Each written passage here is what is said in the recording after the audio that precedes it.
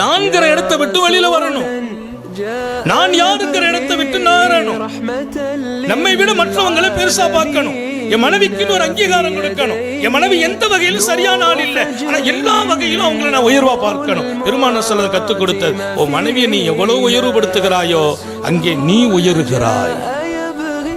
அந்த அம்மா சரியில்லை, அந்த அம்மா அப்படி, அந்த அம்மா இப்படி அப்படிங்கிறதுனால நீ தான் கண்ணிய குறைவா போகிறாய். மனைவியை கூட வச்சு ஆள தெரியலையேன்னு சொல்லுவாங்க.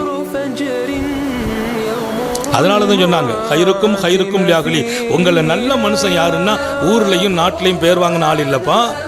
தன் மனைவி அவரை பார்த்து எங்க வீட்டுக்காரர் மாதிரி ஒரு நல்ல மனுஷன் இல்லை அப்படின்னு உன் மனைவி சொன்னாலா அல்லாஹ் உன்னை நல்ல மனிதனாக அங்கீகரிப்பான்.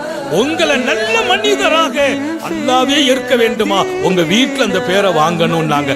வீட்டுல அந்த பேரையும் முகவரியையும் தொலைச்சிட்டு அல்லாட்ட போய் எங்க பேர் வாங்க முடியும்?